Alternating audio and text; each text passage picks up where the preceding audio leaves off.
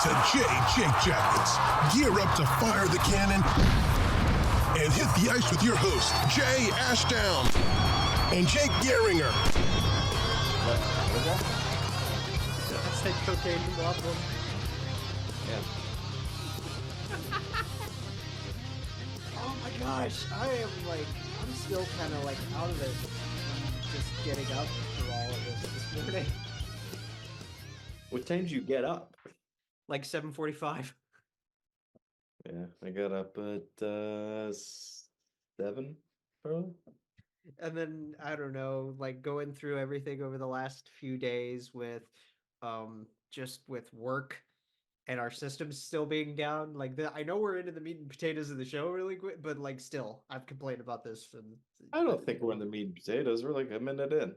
Still, it's just Meat and potatoes, that's 15 minutes into the show. But yeah, Now we're getting the breadsticks and getting our combo apps that we have to handwrite our tickets for now. We're getting the bread, and we're hoping that they have that amazing olive oil that they have, the salt in. I didn't tell you about this, did I? I don't know. I don't know what this is. For the past week, and I think this is for the franchise that my Applebee's is under. Yeah. Our computer systems for our POS and Carside stuff have been down. And it's not just my city, it's surrounding area that the franchise owns. Jesus. So basically we can't ring in orders on the computer, we can't use our screens to look at orders. We've had to handwrite tickets, we've had to handwrite time cards. Are you guys does that affect DoorDash? Oh yeah. It affects basically everything we do with Carside. Yeah, that's awful. It is gross, and I don't like it. I don't know. It's making me worried about my time. Yeah, no, for sure. I kind of get that. Yeah. Hopefully they get that fixed here. And yesterday, with we're recording this on Thursday, and yesterday was Valentine's Day, and we were stupid busy because Valentine's Day. Yeah. And having to handwrite all the tickets, and we've been having to close early because of all the stuff being down. So we've been closing at 10. At least that gets you out a little bit early, yeah? I guess. I don't know. It was about 11 when I got out last night because, That's not too bad. Hey, happy Valentine's Day, by the way. Thank you, and a happy Valentine. I hope you and Mel got to spend some time together. No, we No? talked yesterday, and it wasn't anything bad or anything like that. We were just busy with work and shit like that. So obviously, with her being in New Jersey, it was funny. I sent her a picture yesterday. So one of our friends from Twitter, who's up in Toledo, was at the game, the Blue Jackets Devils game last year. Yeah. That was on Valentine's Day, if you remember. I lucked out that the Devils were playing the Blue Jackets on Valentine's Day, so I took Mel to that game. Yeah, that's lucky scheduling, and we could talk about scheduling later. Yeah, so it was funny. I sent the picture that we all took together. I was like, it's crazy that a year ago the most problematic player on the Devils set up the winning goal with 2 seconds left. Right, God. Oof. If you want that, you can check out our last episode where we actually talked about said problematic player. I'm gonna warn y'all now that are we even is this player even a player for the Devils or a player in the National Hockey League anymore? I guess we'll see. Probably. No, and then I was just wanting to at least call Kat for a little bit, and we got to talk for half an hour before I went to work, and that was nice. Fun. Yeah. So we got to spend some. We didn't talk about the Panthers, no. That's unfortunate. Or the Rangers. I mean, she's a Rangers fan, so. I thought she was a Panthers fan. She lives in Florida and she cheers for the Panthers, but she's a she's a Rangers fan. Okay, so kind of like how I live in Cleveland and I'll cheer for the Browns, but I'm But you're a Bears fan, yeah. It's that same vein. I gotcha. Yeah. I feel like she should just be a Panthers fan. Her name is Kat. Right, exactly. What are we doing? What are we doing here? But speaking of the Rangers, I'm actually going in a week and a half to the game against the Rangers. That's correct. Have a good time. Thank you. I hope you have a good time. I wonder if Jimmy's Hopefully- gonna make a last minute plan. I don't know. Yeah. Would be cool to see the real Finizzi hmm pay a visit. and before we get to our ad, I just want to Well, mention. our big stories because we're doing Kepi's later.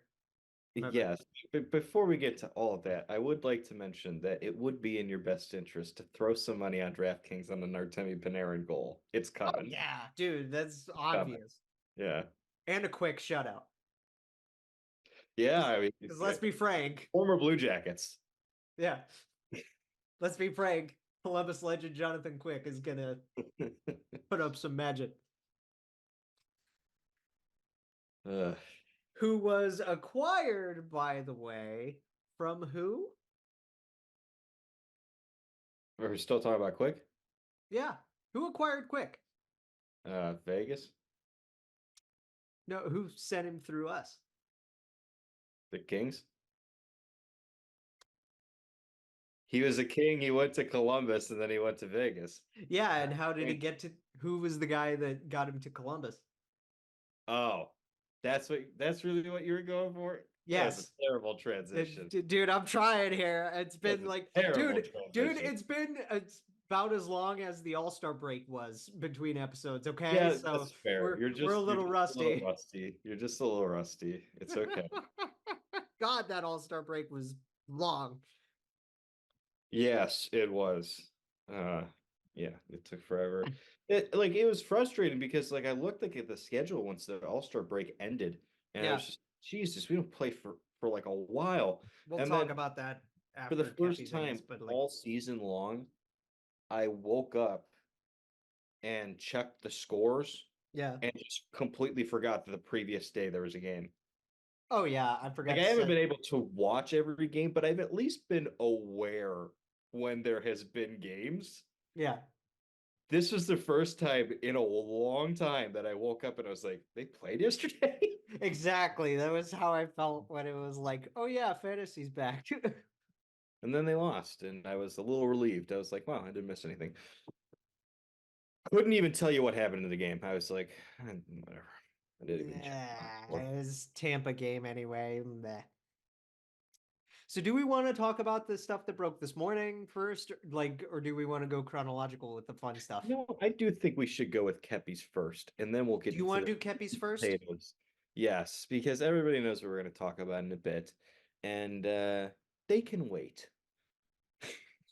Speaking of cat, let me just. Yeah, we won't wait too long because you're trying to be a little more punctual with things.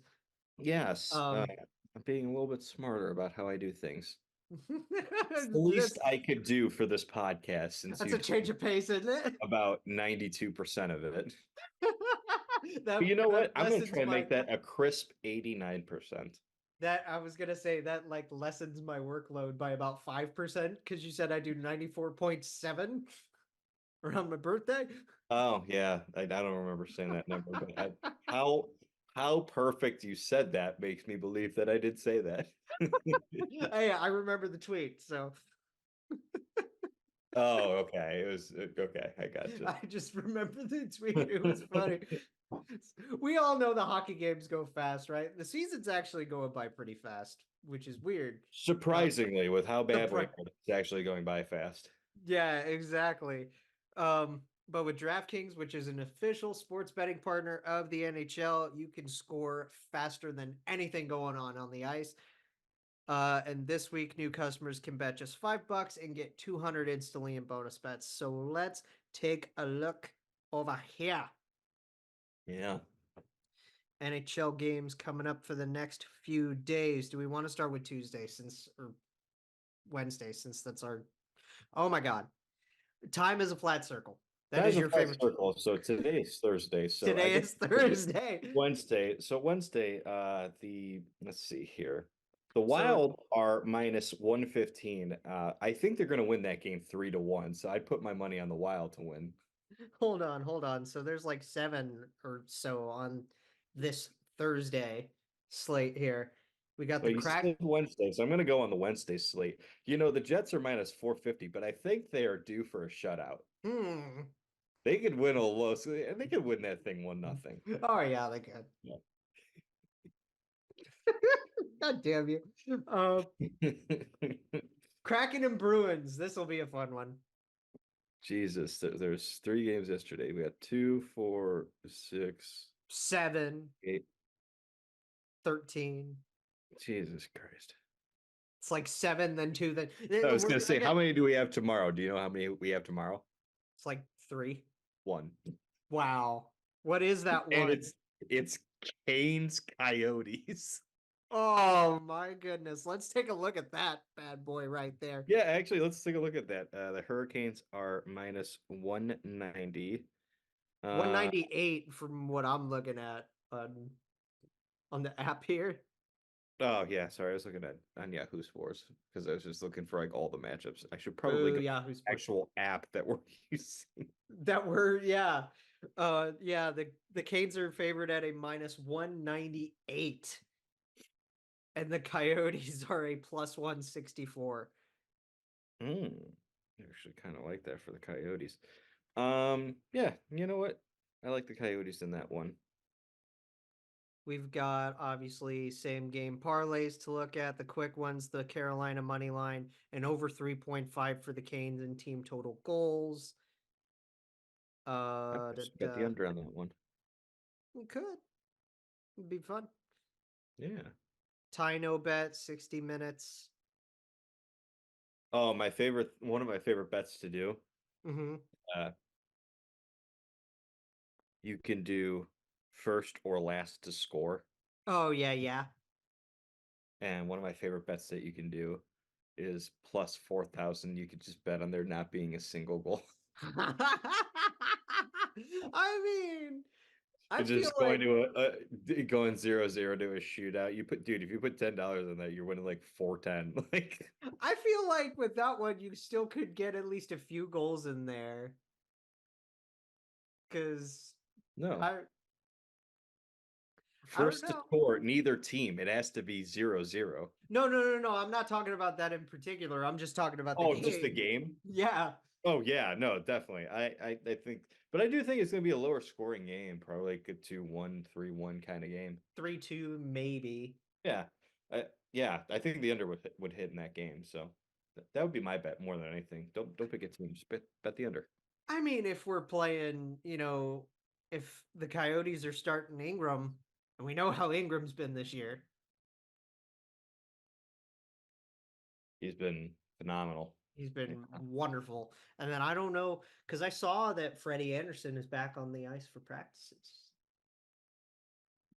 Yeah, I have not kept up at all with the Hurricanes. I mean, I just saw that like today. Their injuries, but that'd be a big boost for them, especially just depth wise. But Kachekov's at least doing the thing.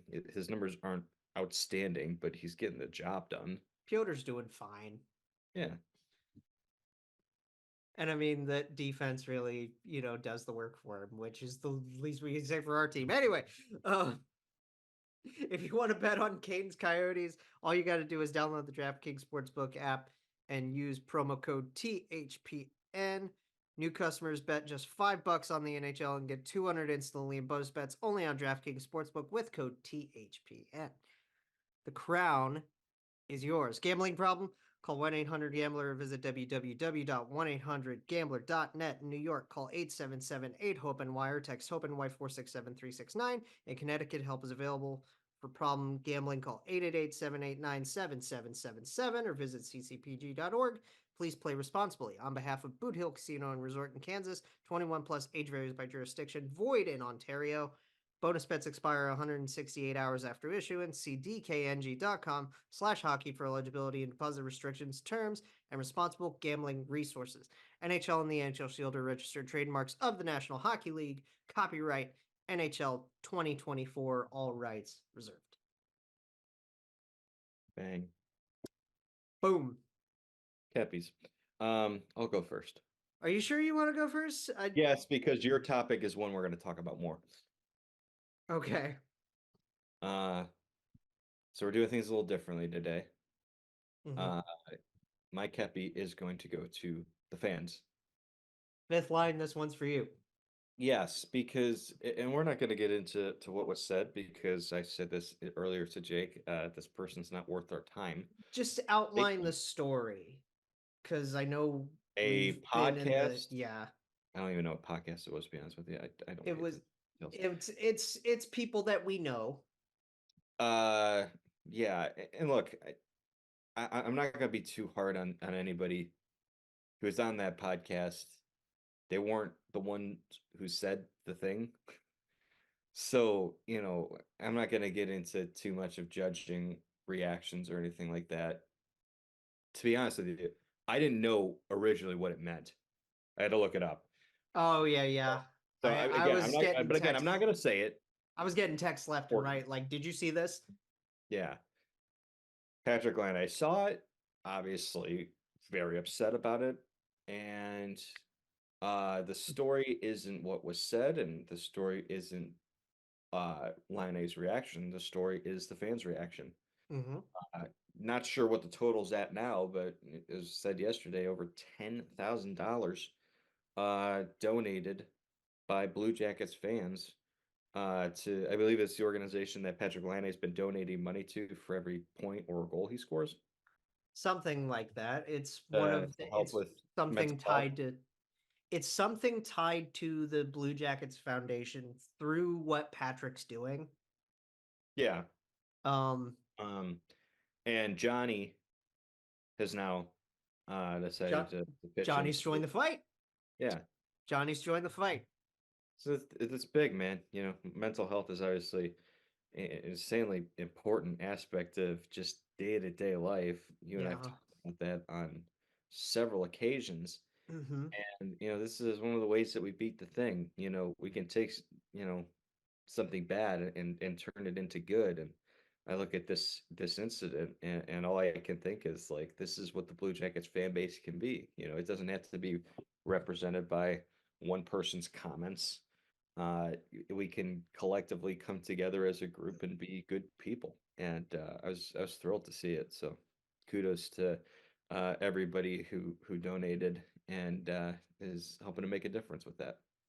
I feel like I will join that as soon as I'm a little more like caught up on Yeah. things. I know we're into tax season, so I went ahead Yep. and filed mine. So hopefully once I get mine, I can put some towards that. Yeah. Let me actually do this. Okay. I don't know why I forgot his name in the brief In seconds of us the talking about. 5 minutes. I know. Ugh. It's just been, dude, it's just been that kind of day with the kind of stories that we've got going on. You know? Why? What's going on? Oh, a lot of things. Many things. What's the first one? My Kepi actually is not going to a player either. I guess we kind of pseudo gave it to Patrick. Yeah. Patrick, Right? Johnny, Yeah. fans, all that. Yeah. Yeah. Mine is going to Ohio State's new athletic director, Ross Bjork. Interesting. Funny. That's a strange decision, Jake. Why would you give it to him? Oh, I think that'll blend in nicely with something that we can delve right into, wouldn't you think? Yeah, let's get into it right now. You mentioned this before we actually got in here. Funny, Columbus and Bjork's, right? Yes, there's something about Bjork's in the city of Columbus that they just match together. Yeah. Whether there's strands of Bjork's or Yeah, no, everybody likes a nice strand of Bjork, but sometimes you just get Bjork, and that's okay. This was announced 2 days ago at this point. It's funny because like during the whole fiasco from the podcast and for this announcement, I was taking a nap. It's been a very, very strange past 96 to 120 hours Yeah. for Columbus. Has not. Yeah. It's like it's funny because we're so used to being the butt of the joke this year and just Yeah, going through really bad news. but these last few days have been so strangely positive, and it always feels like it comes with a caveat, doesn't it? Dude, we're going outdoors. Yeah. It's about damn time. And they did the thing that everybody said that they should do. Just do Blue Jackets, Red Wings at the shoe. Exactly. I think it's going to do really well. I think people are going to be very surprised at how packed that building's going to be. And I think people will probably be a little bit surprised at the ratings too. Um, Well, let's take this Big. from the beginning, and I want to shout out our buddy Jordan, Yeah. our old buddy from the CBJ Artillery, Jordan, saying that he called this back in like 2014. Well, yeah. I mean, I think a lot of people looking back on Well, it, because we wanted this, like this is the obvious pick from day one, wasn't it? for If a you're gonna do an for a outdoor game, venue, you're gonna yeah. do it. You're gonna do it at the shoe. Do it against. Like, I think, like, I know that there isn't some insane rivalry between the Blue Jackets and Red Wings specifically, but obviously close geographically. You have the Mhm. whole Ohio State Michigan thing. You're doing it at the shoe, Yeah, and this is the Red Wings are a team that's tied to Columbus really all throughout Columbus's history. You we were think in the about same division in the Western they were Conference in the for Western Conference together in the same division. The Blue Jackets' first time they made the playoffs, their first opponent in the Mhm. playoffs they ever faced was the Detroit Red Wings. Right. Then the Blue Jackets moved east. The Red Wings moved east with them. Now they're not in the same division anymore, but a lot of things that have happened with the Blue Jackets organization since their birth, the Red Wings have kind of been tied at the hip with them a little bit. And it hasn't divulged into some crazy rivalry, but No, it makes the most amount of sense. and it makes for fun stories. It does. It Absolutely does. like because obviously like let's go back a bit. How how long have we wanted an outdoor game at the shoe? Considering that like Oh God, we it dude, really since since the Winter Classic began. Columbus had been one of what like 8 teams as of 2020 to not host or be a part of an outdoor game yet. Yeah, and I wasn't totally surprised by that, but it just felt what it was to me, Jake, that was frustrating was I understand that the Blue Jackets aren't an insane uh national media market. They're not Right. a that you put on a major network and they get you a ton of ratings and whatnot. But like But the it always Buckeyes are. felt what? The Buckeyes are. Yeah, it always felt like the NHL with where they were missing the boat. And it's not just the NHL. Ohio State's very responsible for this as well. Mhm. It always felt like they were missing out on like one of the best things about the pandemic, in my opinion, that the NHL did was the outdoor game that they did. I think it was Lake Tahoe? Yes. Oh, the Vegas and Colorado and Yeah. what was it, San Jose and somebody else. What was notable about that, Jake? It was in a very interesting market. It's the view. It Yeah. was the views you got. It was the atmosphere. Like because obviously fans couldn't be there, you did a very scenic place to do it at. Right. You can do that with venues. You can't tell me that the Horseshoe is not one of the top 10 most iconic stadiums in America, really. What is like let's differentiate this for a second because we also know that they're rehashing a winter classic at Wrigley for Yeah. 25 as well, and that's going to be Chicago and St. Louis again Yeah. because of course it is. Um, what's the point of a winter classic? I can think of. Ki- I'm sure. What are you aiming for here? Like it's kind of in the name, right? Classic. You want classic rivalries. You want historic venues. It's in the winter. It's in the winter, obviously. It's like in the dead of the winter. Yeah. As you're ringing in the new year. What has the NHL goal? What's been the goal of the NHL for the Stadium Series, on the other hand?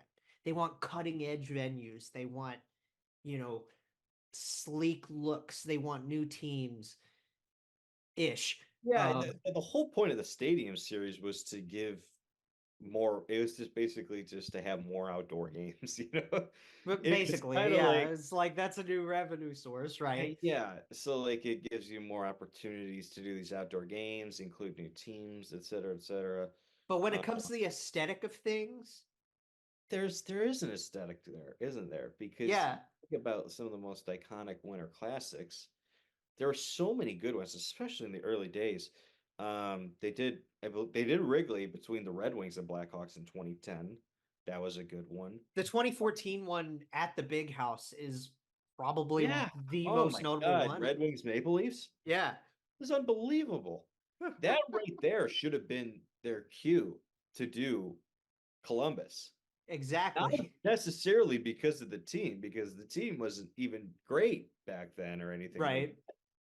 But It if you're going to do something at the Big House, Yes, you should have seen how unbelievable the scenes were from that day, and that should have immediately triggered.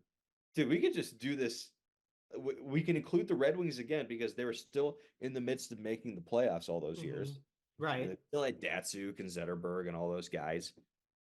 That should have been their cue to just you can do the Red Wings again, so you still have that draw, and you're doing it at the Horseshoe. Like it would have like it's still going to be fun next year. Don't get me wrong, but I just felt for the longest time they were missing the boat because when you think about the most iconic venues, like there's so many opportunities in some of these really cool venues that I just think they're missing out on, and the Horseshoe is at the top of the list.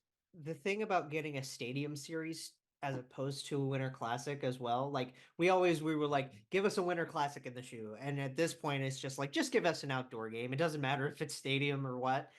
I kind of like it being a Stadium Series better Yeah, because that's where you bring in the fresher teams, the cleaner. I don't know if cleaner is a good word for it, but like you bring in uh you know newer markets to the outdoor game. Like, wasn't the Stadium Series against Washington one of Carolina's first yes, it outdoor was. games? I think it was there first. Like Was it there first? Right. Yeah. And that was at Quarter Finley, and it was awesome. Like the aesthetic behind the jerseys for a lot of these Stadium Series is really cool and It's given futuristic and us some fun. incredible moments too, even like silly moments, like when Corey Perry had to do the longest walk of shame we've ever seen an NHL player have to do. I thought that was a Winter Classic. That was at the Cotton Bowl. Well, I'm just okay. Okay, it was But whatever out, it was. It was a fucking outdoor game, Jake. yes, outdoor games. That yeah, That's the ice. what I'm going for. Yeah, Like they that's give fair. us so many unbelievable moments. So, like that one was hilarious. The walk of shame from That Corey was Perry was so great. funny when he had to walk all that way. Yeah, the I know that the ice melting at Lake Tahoe was something that drew everybody because it was just like, why are we doing this here again? And then it The worked. dude, Dusty Gooch, who was there. Dusty Gooch. Bringing And back then that legend. the Like, Petrangelo hot mic. yeah. That was great. What was the other one I was thinking of? Is 2014, I think it was at Dodger Stadium, Kings Ducks. Oh yeah, freeway I face know off.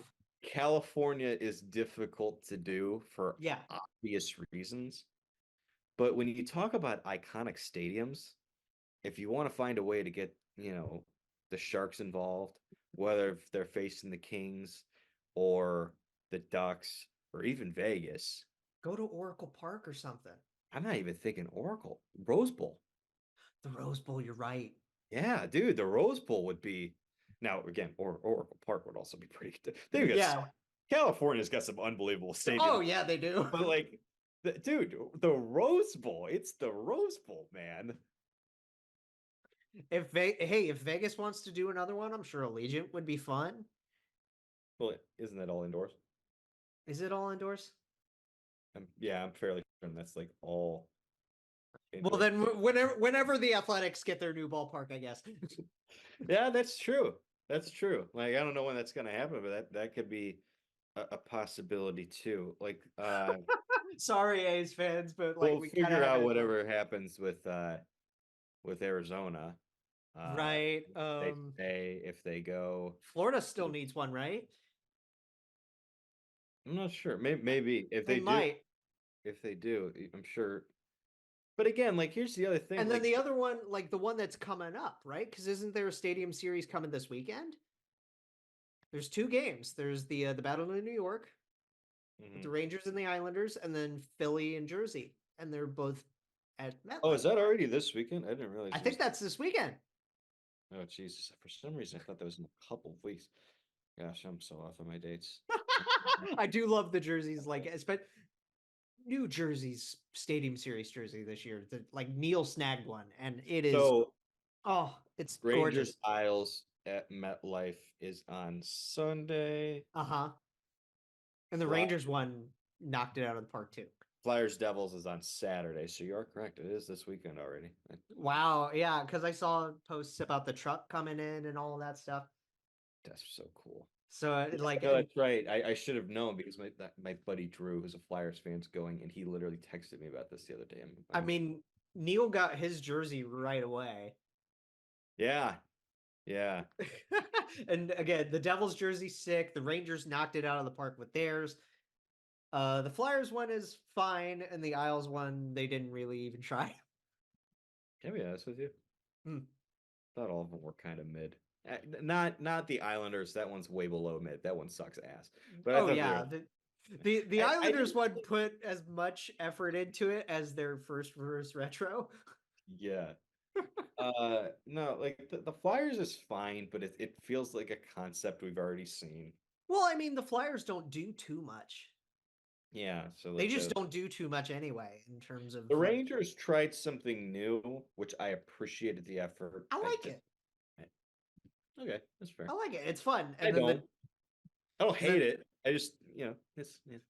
and the Devils going like kind of in a stars direction, like a blackout stars direction. I think that's kind of neat. I'll say this about the Devils one.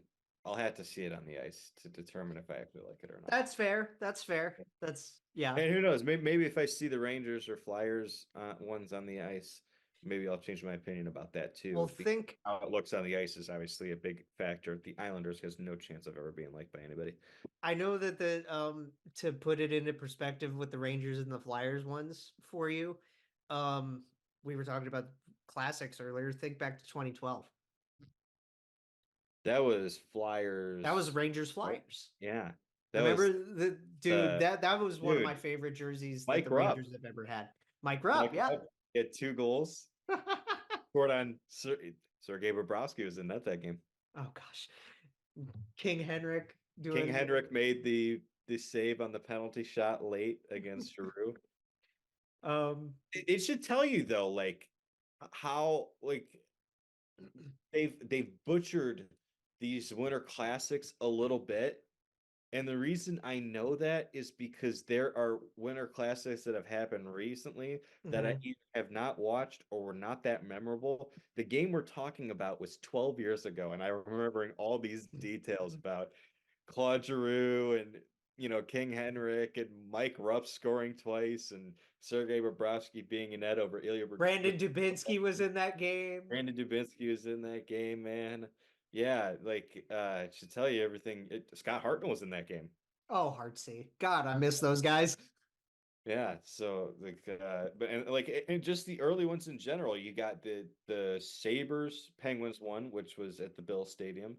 The Caps Pens one was fun. Caps Pens one was unbelievable, man. That was a crazy game because that's when that was right before both Crosby and Malkin got hurt. Oh, that's right. And then they were just out forever. And you know who came back that game and had a monster season after he made his return in that game? Jordan Staal. Oh, Jordan. Yeah.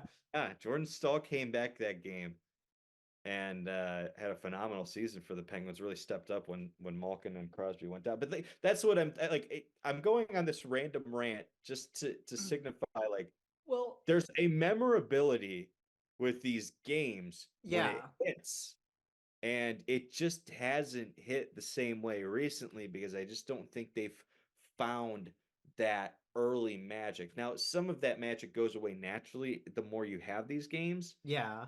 but there's you know location's a great way to get people to remember them, like the Get stadium new series, get new locations. like when they did Kings Ducks, new locations, and it was an experiment that actually kind of worked. I think that was the game, if I'm not mistaken, that Drew Doughty had the funniest clip of all time when he was talking to Pat Maroon, and he was like, "You fucking suck at hockey, bud." He's Oh, like, is "You that were in the yeah, minors that for was how the yeah. long?" I think that was that game, That was if that I'm game. not You're right. mistaken. You're Yeah, right. Um the Avalanche and the Kings with Toffoli scoring the first outdoor game hat trick. yeah. At the Air Force. There's And moment. I know we There's just complained. moments that's I know we just complained about Blackhawks Blues, yeah. but when they But did it at I think it's Busch Stadium, if the I'm not first mistaken. time was Bush, yes. Yes, that game was unbelievable. They had the Blues brought back those classic baby blue jerseys. They looked Mm-hmm. phenomenal. The as much as we complain about again, recycling teams, you Hmm. still get decent games. Like Habs Bruins was a great winter classic. I think I would be fine with the recycling if they changed locate. Like the issue I have with Blackhawks Blues is not the Mm-hmm. fact that we have seen these teams before, because I totally understand them being like, we got to find a way to market Bedard, and they have rivalry with the Blues. And Mm-hmm. the first time we did this, it was dope. But the reason it was dope was because it was in Busch Stadium. And don't get me wrong, I love Wrigley. We've seen this before. We've already been to Is Wrigley, yeah. there something else we can do? You Can could go you? to guaranteed rate. Oh God.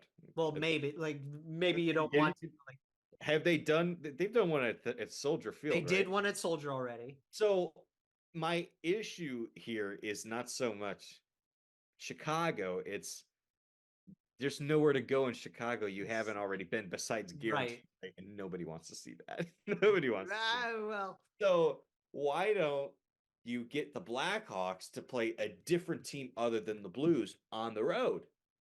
right. But Just they've a thought. well, because like they've already played the Bruins twice, Hmm. and they've gone to this will be their second time. This was their second time at Fenway this last Winter Classic. Yeah, I Point. mean, Okay, we've gone on about other Winter Classics and yeah, stuff we for have. too long. We've Like gone on about it long enough, so, but let's everybody's the point is going to the Horseshoe is a fresh thing.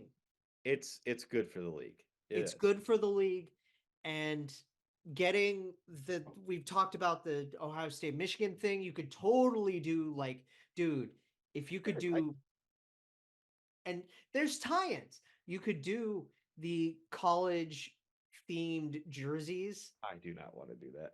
What, doing maize and blue for the Red Wings? No, I do not want our poor Michigan guys to have to wear scarlet and Scarlet gray and gray. because we're No, that's leaving. fair. That was No, yo. I look, we're the Blue Jackets, they're the Red Wings. Let this happen naturally rather than trying to force it. It's No, already I there. know, I Already there. You know, know what I and mean?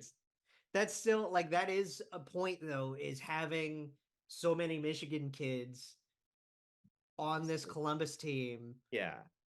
and then you also have like Z versus Dylan Larkin again, Yeah. and that's Yeah, always exactly. fun to see Zach and Dylan go at it.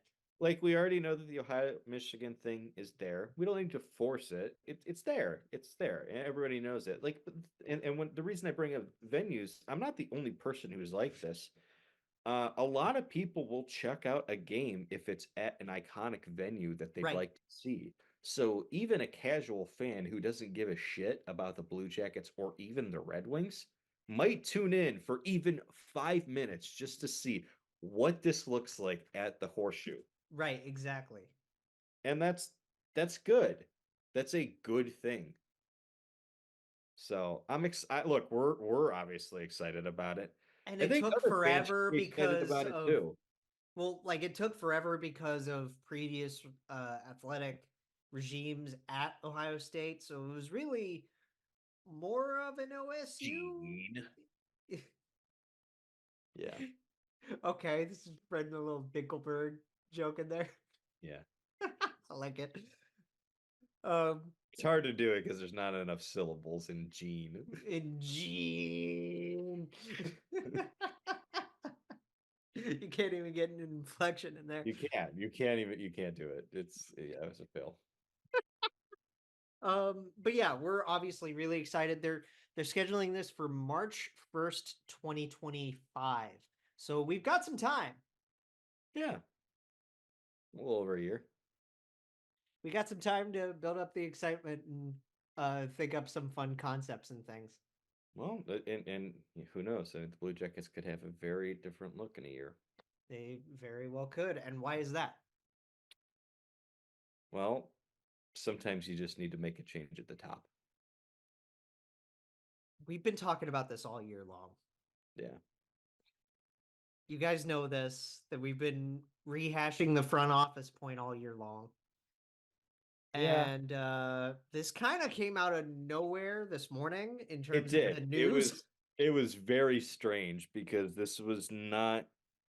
I was under the impression that they were just going to let him see out the season for whatever reason. Yeah. And I had said on multiple occasions that I thought that was a bad idea. But once we had gotten to this point, we're like 3 weeks away from the trade deadline. I was under no impressions that this was going to happen. Mhm. And it was just a random news bomb just dropped out of nowhere Just at 10 in the morning. Not even 10 in the morning. I remember Yeah. being up and I was just like, people are tagging me left, right, and center and things. And I'm just like, hold on. Yeah. It was a wild day. Yarmo, It was a wild day because I'll keep this short, but Crystal Palace are in the process of changing their coach. Mhm. Their current head coach is 76 years old, and it's Oof. becoming very apparent that he's cooked. He's done. So Hey, they need to Ralph make a Kruger change. could be available. I made that joke earlier doing things. So they're getting this guy from Germany who's got a really good track record, and in the process of that, he was supposed to have a press conference today at 1 o'clock, but then he got sick and he had to go to the hospital. So it's been a weird day. That was how my morning was. And then just randomly, like, okay, well, they're continuing the process of hiring this guy, and I'm just like, I feel sad for the old coach, but I'm happy about this. This is a good direction. This will be good for the team. And then just randomly out of Then nowhere, Jarmo's fired. You texted What? me. Yeah, Jarmo Kekalainen has been fired. I was like, and relieved of his. everything was just like banging me in the chest this morning. I was like, know. God. Same breathe. here. It was so okay. Let's calm down for a second because Yeah. like that was me this morning too. I was just like, I can't breathe. This is crazy. It was like, Jesus, like everything happening so quickly. All right. So Jarmo Kekalainen relieved of his duties. I love that way. He's being relieved of his duties. Yeah. It was first. Was it first, bro? CJ was the first one I saw. First one I saw was Frank Serengeti. Oh yeah, Frank. There was Frank. CJ had it not too long after that. Portsy, obviously.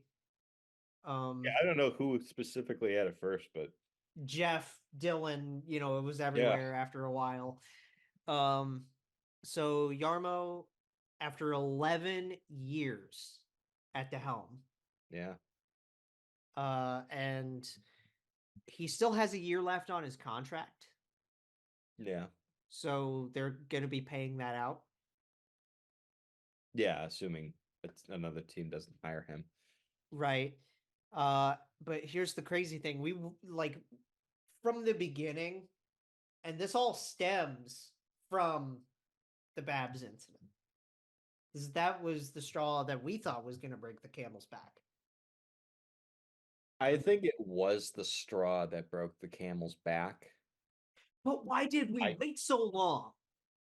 Yeah, it's a good question. Didn't we complain about Priest and McConnell going and watching a practice for what seemed to be nothing? it's been such a strange season because nothing's made sense in terms of timing. No. Like Um, they went to watch that practice in like what, early December? yeah. And it was like, oh, like, what's the significance of them watching a practice? Like they're gonna come out of it and being like, your practice methods suck. We're firing everybody. I didn't understand that. I don't know. Maybe it's just symbolic. I just it didn't make sense to not do this from the get-go. Mm. The second that you realize that players have lost trust, in my opinion, is when Right. you make that move. It's one thing for a player to lose trust. Another thing for two players to lose trust. When a whole locker room loses it, I just don't know how you gain that back. How do you move forward without letting this guy go? Yeah, and it's just like I understand that he they made the decision to hire Babcock for reasons we all understand. They wanted to win. They believed he gave them the best chance of winning just in terms of strategy and X's and O's and all that stuff. But your whole identity right now is your youth. Yes. You are almost entirely built on your youth. So it makes the most sense to appease and coach the youth, and hiring someone with a track record That's of bad with youth. alienating the youth Yes, is not ideal. correct. Now let's take a flip side really quick because I saw throughout this whole first half of the morning up until noon, I've seen both sides of the coin. There are plenty of people thanking Jarmo Kekalainen for the job he's done. Yeah, Because let's be fair, 11 years, Jake. 11 years. That's That's almost half this organization's existence. longest tenure general manager we've had. It's not even close. Yeah. And he did very, very good things. Yeah, of course. Did he result like okay? People are gonna scream at us and say, "Did it result in a champ?" No, No. because the ultimate goal is a championship. Yes, Yeah. but when you're on the job for 11 years and you're a very good scout and you're able to get decent free agent signings to really good ones like Johnny Gaudreau, to You Matt got Duchene, several to really Sergei good, Bobrovsky, yeah, really good trades and whatnot under your belt that doesn't fall out of the sky. and when you're able to build the prospects the way Jarmo did. Yeah, it was hit or miss, but there were some notable hits. There's still a like top 5, top 3 prospect pool in the league. Yeah. I think, and I say this quite often on this podcast, and quite often in life, Jake. It's very very possible, and I think reasonable, to have two feelings at the same time. Yeah. You can feel grateful for the last 11 years that Jarmo Kekalainen has given the Columbus Blue Jackets, and it doesn't have to be the entire 11 years. It can be 8 of the 11 years. Right. You can look at his job and say, for the most part, he did a pretty good job. He took over an organization whose outlook looked incredibly bleak when he showed up, coming off the Rick Nash trade and both of the Jeff Carter trades. Right. And he took lemons and made some lemonade. Now, did the lemonade quench the thirst of a championship? No, it did not. But No. sometimes just having liquid keeps you alive. 5 playoff runs. Compared to how many before him? One, that was a sweep.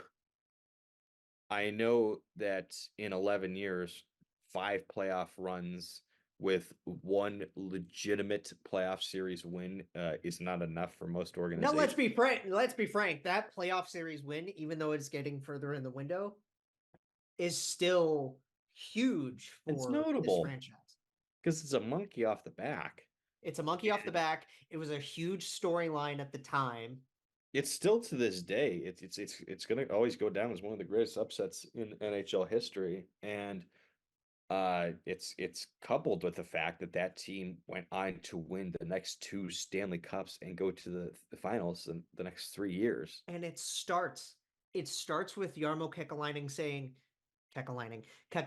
saying, no, we're not going to lay down. We're going to load up and we're going to push for this. Yeah. And he got Matt Duchene, he got Ryan Dzingel, he got depth pieces in Kincaid and McQuaid. Yeah. And it was huge because we knew that Bob and Panarin were leaving. Yeah. So we didn't want to see these guys go out on a whimper. Yeah. He could have very easily, and I don't think anybody would have blamed him where we were at the time, just have traded Panarin and Bobrovsky with retention at the deadline just to get a shitload of assets. Yeah.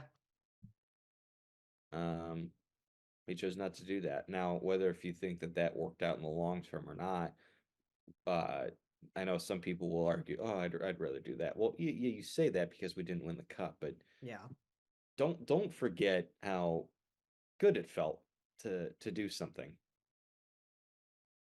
And don't it still bugs me to this day. They were pretty close against Boston. Yeah, they were. They actually played very well. In the series, they had come back from 3-1 down in Game 5. If they just could have taken that game to overtime, Artemi Panarin also had a chance late. If you could have just pulled off Game 5, you might have won that series. And Jake, if you win that series, you're certainly almost going to beat the Hurricanes, right? Because the Hurricanes aren't what they are today. Exactly. Sorry, Timbo, but I don't think they're winning the cup that year against St. Louis. But Jake, imagine the scenes of a Blue Jackets of a Stanley Cup final. Here. They were actually somewhat close. I know it doesn't feel it because they lost the second round. It was there. It was right there, but they lost. Palpable. Boston. It's palpable. They're Boston. So they're machine. I don't want people to take that for granted. I don't want them to take for granted some of the really good things he did over the early course of his GM tenure, including drafting Oliver Bjorkstrand, drafting Zach Werenski, being the Seth Jones trade, the other Seth Jones trade, both Jones trades, both Saad trades, yeah. Yes. A lot of success trading with Chicago, didn't he? Yeah, he did. He signed Bobrovsky to extensions during his tenure.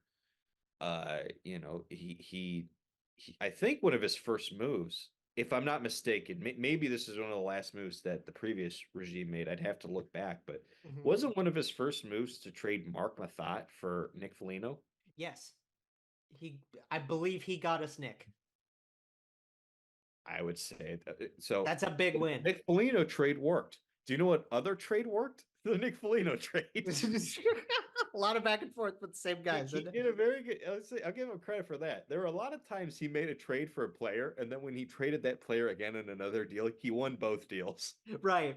He's a smart guy. He's a very, very smart guy. But as you know, the shelf life for general managers in the National Hockey League, it's a little better than coaches, but it's still not crazy long. Still about 4 to 5, maybe. So even if you say let's go a little conservative here, let's say it's 5, 6, maybe even 6, 7. 11 years. 11 years.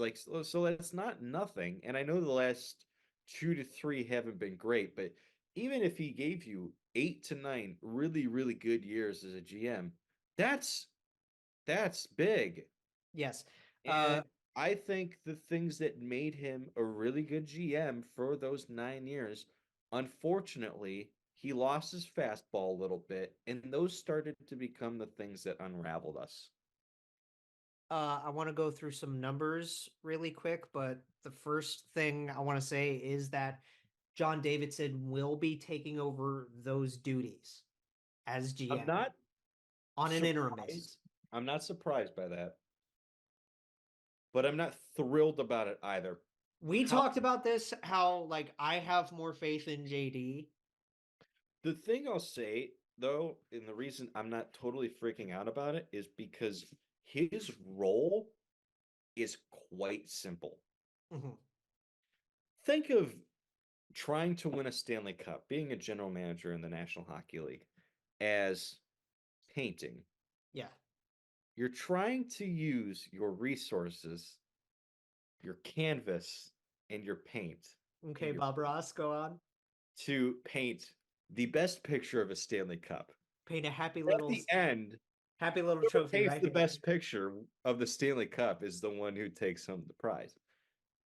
John Davidson's job is quite simple. Mhm. It is to clear as much of this canvas as possible for the next general manager. And again, I said this when we were originally arguing about this. Getting a new voice with JD can help change things a bit. Someone else to tinker with.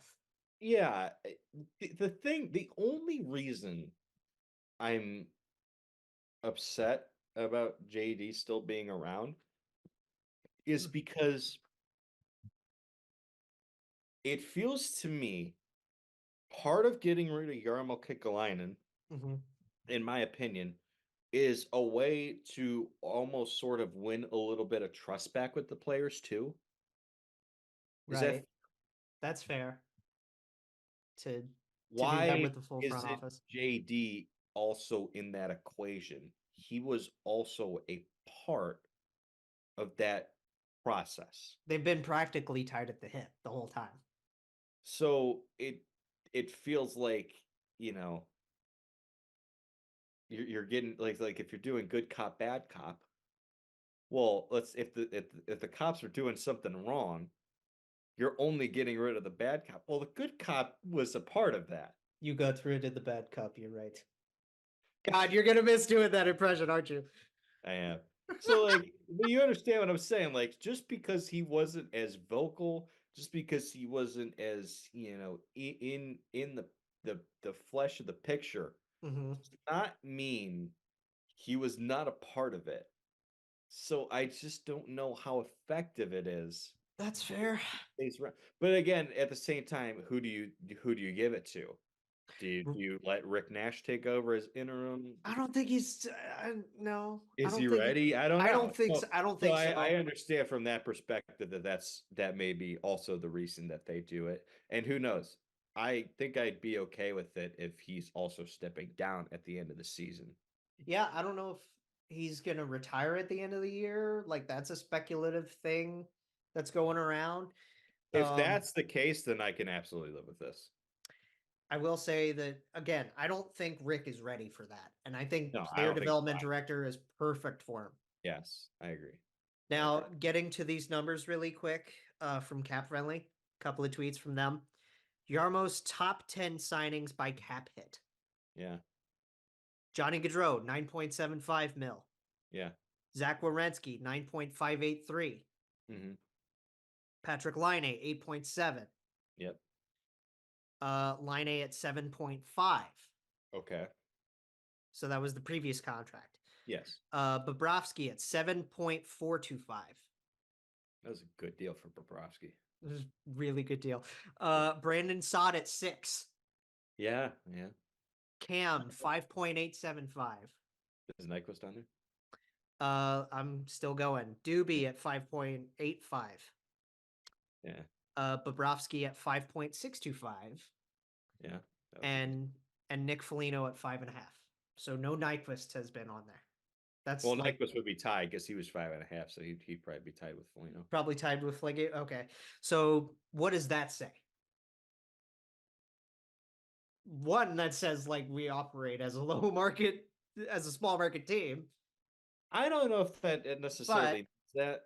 I actually disagree with that. I think 'Cause that think also there is a balance in terms of how they've run things. I don't think it's we're not willing to spend the money. It's, no, and that goes to my follow-up tweet here. Yeah. I think part of that though is the fact that he loves it here.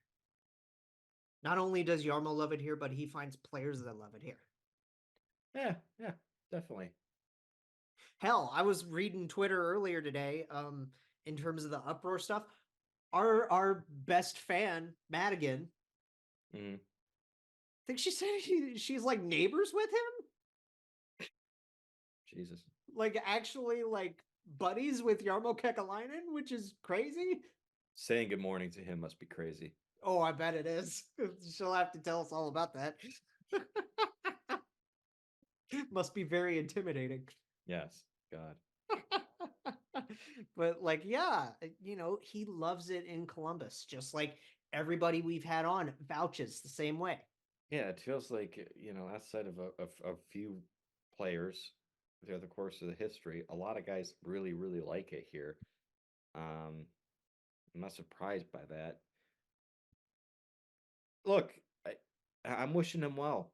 He did a lot of good things for the Blue Jackets organization.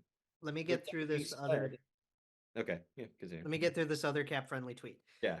11 years as general manager, Yarmo Kolek. Oh my god. What was that? That was the most. Jarmo collection? Yarmo Mele Kaliki Maka. In his 11 years as GM of Columbus, Jarmo Kekalainen made 79 trades. Oh, he was 10 away. I know. 74 players drafted. He was 5 away. 251 contracts signed for a total value. This is gonna blow your mind. Total value of $1,176,008,900. Yeah, Total that's value. over Over $1 billion in value. Yeah, I mean, if you think about it, over 250. Let's just do the math. That makes sense. That's crazy to me. It is like it's a crazy figure just to say out loud, but if you think about everything in there, it makes Right. sense. But that's a lot of investment for not a lot of results. I'm curious to see how it's compared to other teams, though. Right. If you're comparing not GM, but just since 2013, what do those numbers look like for Boston? What do they look like for Tampa? What do they look like for Pittsburgh? You know what I mean? You got a point.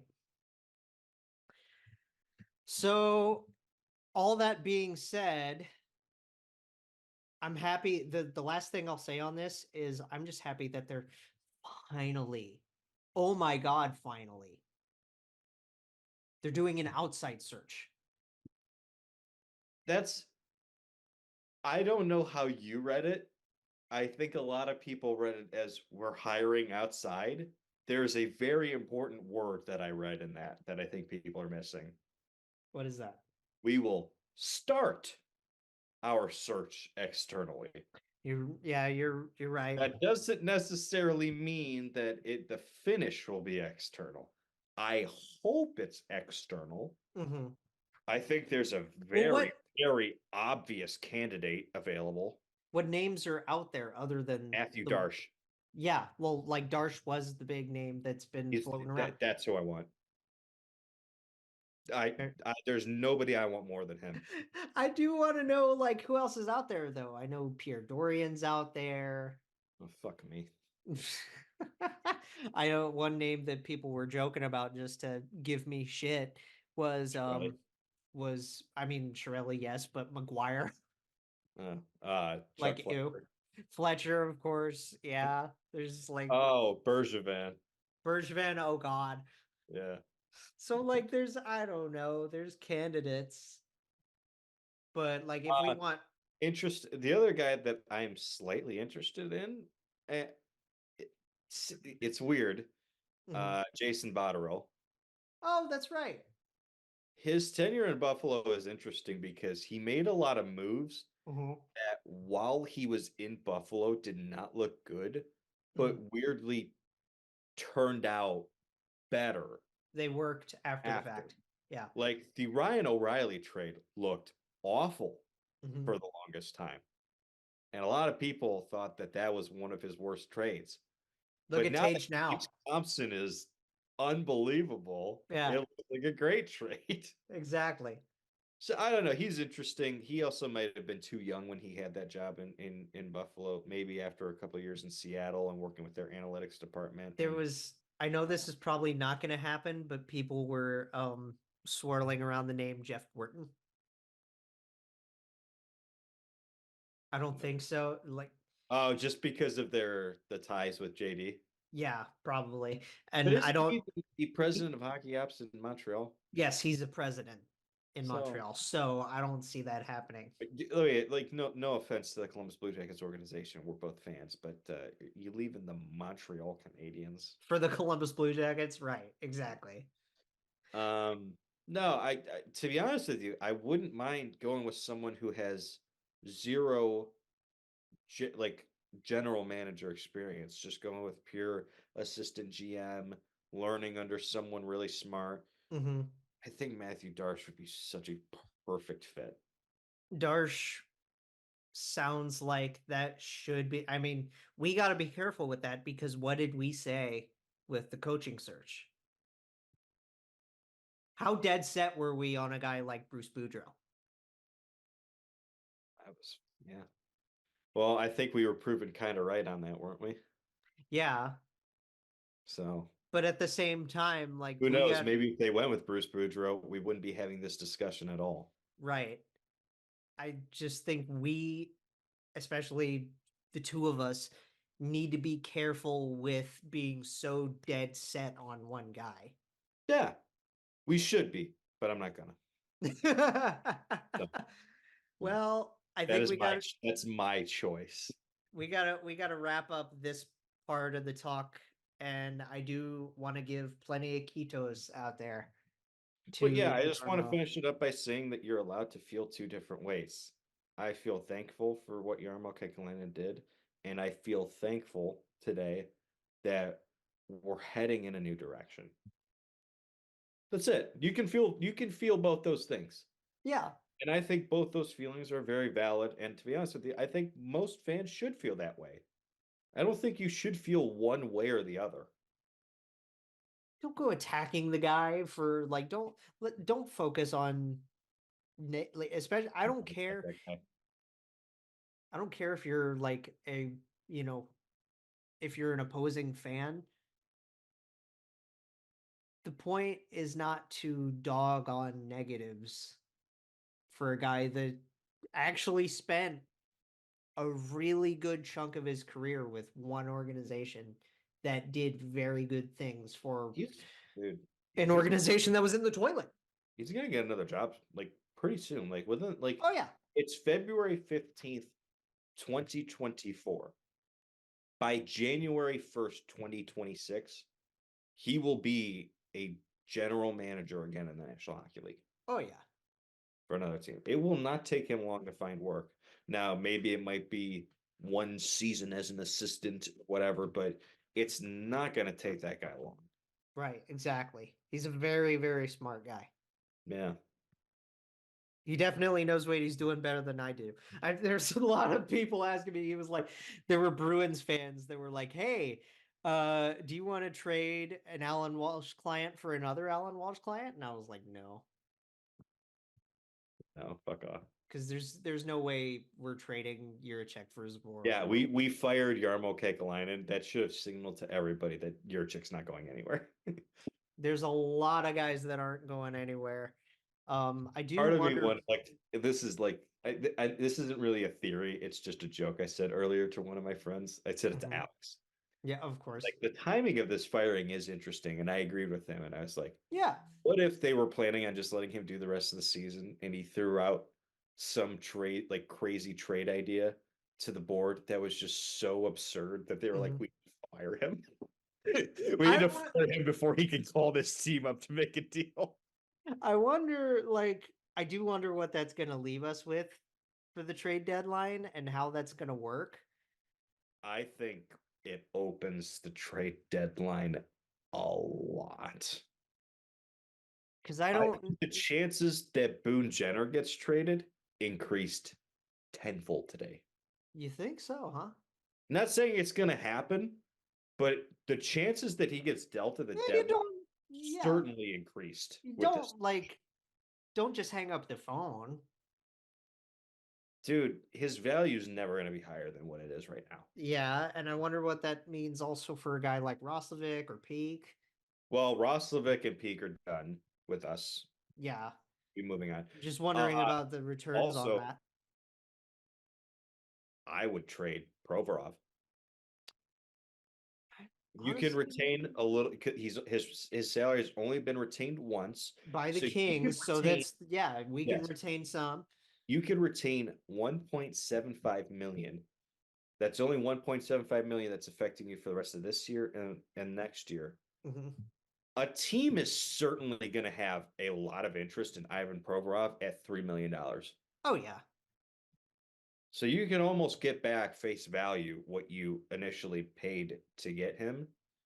And that's why I said, JD's job is to give as blank of a canvas to the next general manager as possible. So trading players and getting picks and cap space is his biggest priority. I still thought it was very stupid how some fans were calling us cap fucked, even though we have 12 million bucks in space.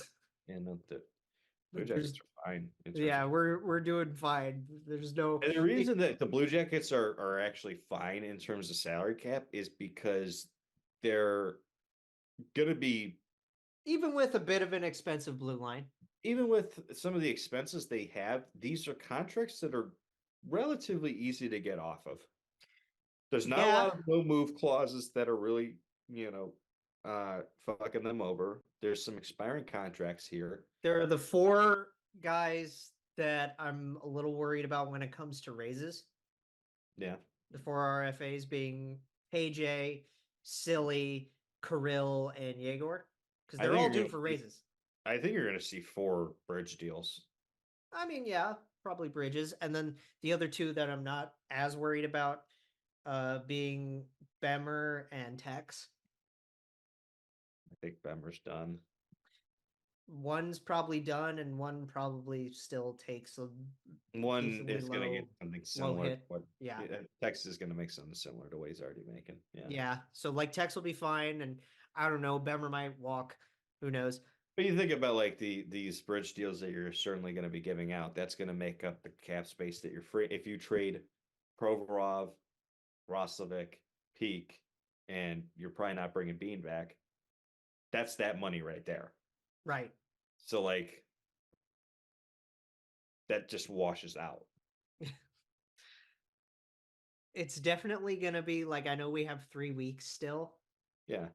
But the countdown's on, and it's going to be really interesting to see what these guys do now.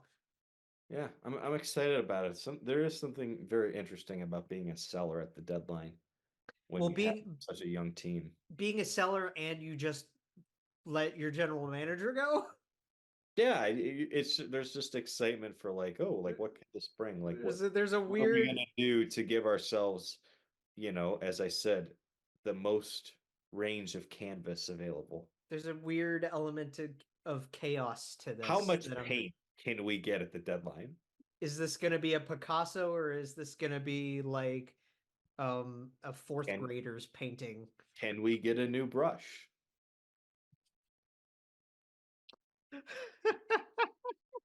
Man, I knew you'd like that metaphor a lot. That was cool. That was good. I would have preferred. I think that was some of my best work. I think I put that together like a Picasso. I would have preferred a film metaphor, but painting works too. You know what? We've been talking a lot about Ross earlier today because of Ross Bjork, but and you mentioned him earlier. Ross Levick? No, Bob Ross. Oh, Bob Ross. Yeah.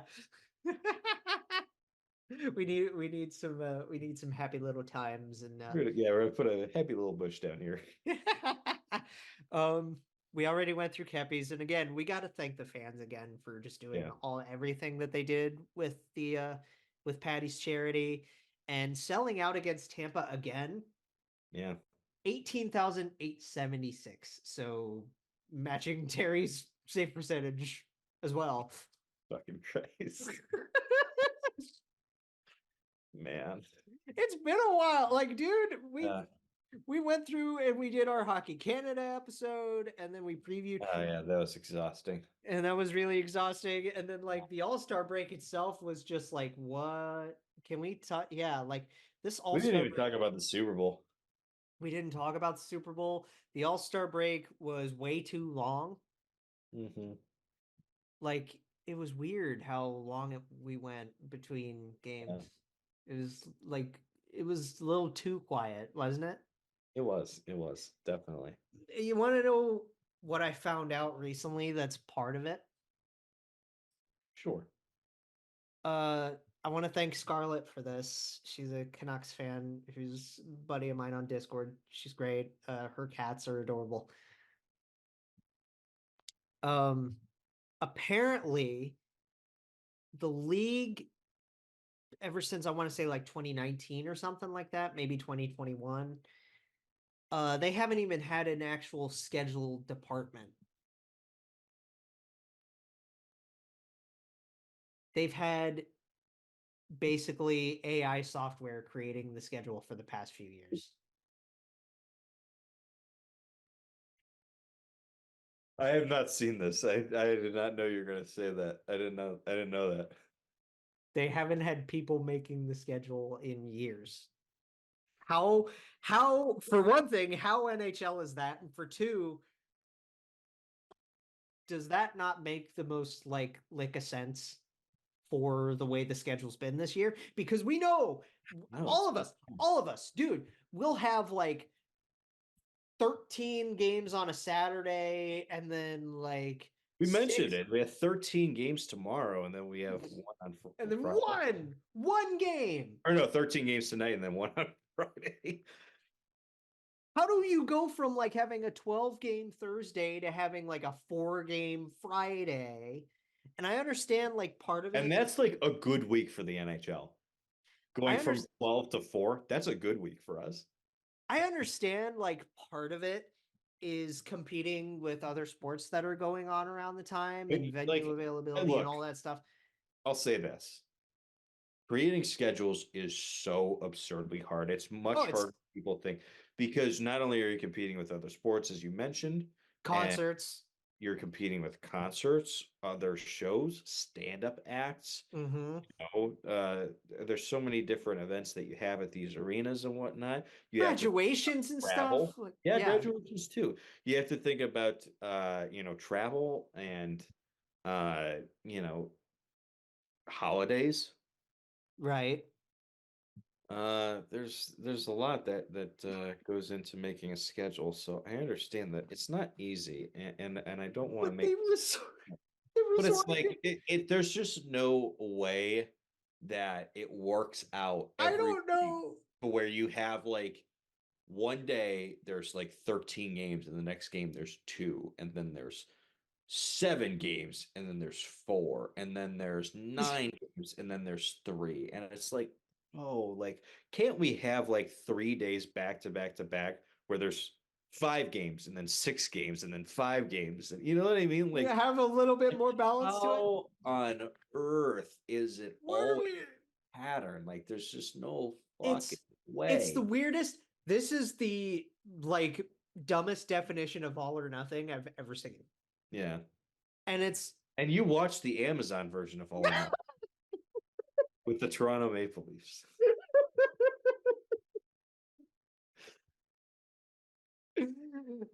I just can't I can and I can't believe that I want to say that you can and you will. I do want to say that I believe that the actual software they are using is ChatGPT. You believe. There's certainly so many Toronto Maple Leafs jokes. I totally believe that ChatGPT is doing this shit. Like, I think they're using ChatGPT. Like that's so fucking funny. It's so dumb. It's just like, and you know what else it's doing? Because you know that I'm doing fantasy with the network this year. Yeah. Right? Yeah. It's destroying people. It's wrecking choosing lineups. I bet it is. Like it's like I didn't because you either have like if you have like, if your fantasy team is made up of like only a handful of players from a certain, from like a handful of teams, right? Mm-hmm. You either have everybody going or Or nobody going. no one. And it's like, how do you make up a deficit if you're like going into the second day of a week and you're down by like 30? How are you supposed to make that up? Skill issue. Get good. Like, I guess that involves, like getting more active in like That's player why I building. just can't do fantasy hockey. I can barely do fantasy football, but I can do it. But fantasy hockey, I'm just like, this is just a drag. I mean, I guess that allows you to, be more active in adding and dropping players and making trades and whatever. So you actually have to pay a little bit more attention. But at the same time, it still like kills lineups. Because you either have, you know, 9 players going or 1. I just think of the Impractical Jokers meme where it's like them like standing by and laughing, and it's just like schedule 13 games tonight. Oh God. Schedule 1 tomorrow, and then they're just laughing. Oh, it's stupid. It's so dumb.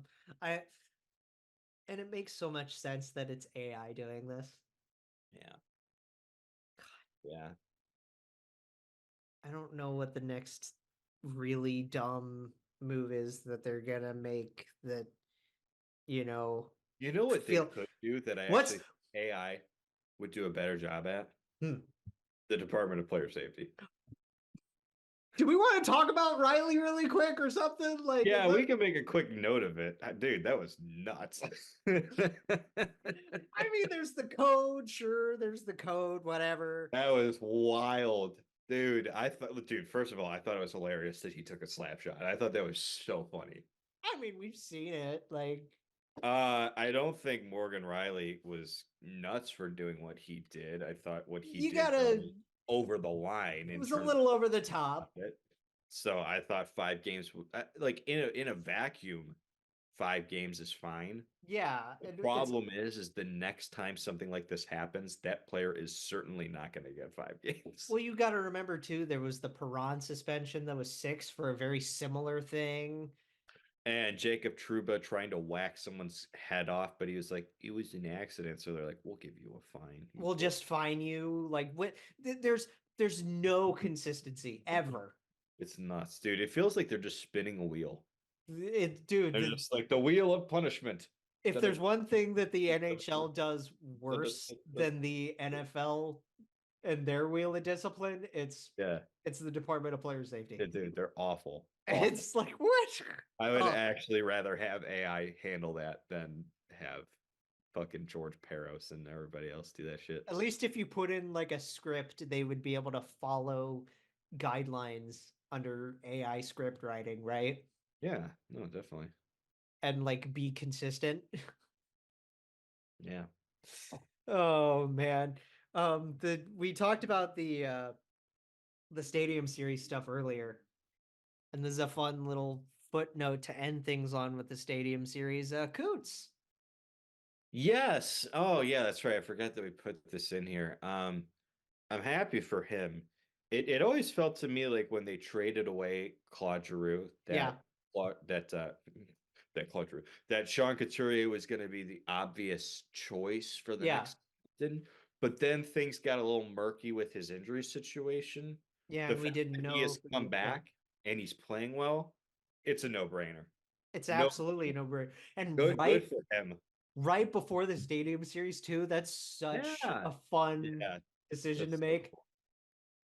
So cool. So I'm very like, this is more than just missing guys like Cam and Torts. I am very excited for what this Flyers team has done this year.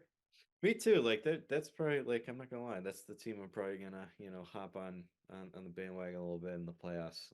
My boy Shawnee Walker, and people are asking for firsts for a guy like this guy. Dude, think about it, like they knocked the Provorov trade out of the park. You know what's I really weird is the market that's being set, right? Because like people are asking for like first rounders and high second rounders for people like Nick Dowd. Yeah. Like what? Yeah, but you know why? And this gets back to my point earlier when I said I want Matthew Darsh. You want to know why? Because the Tampa Bay Lightning showed you that shit works. They You're traded right. a first round pick for Barclay Goodrow. They went traded up with them. They traded all those. they traded a draft class round for Tanner Jeannot. They trade a whole draft class for Tanner Jeannot, and he's an effective player. They traded first round pick and Nolan Foote, I believe, and Boris Kachuk for Brandon Hagel. I was talking about them getting Nick Paul, but they also did that for Nick Paul, as you mentioned. Brandon Hagel is very like they are showing teams that if you're a contender, just fucking spend the picks. Right.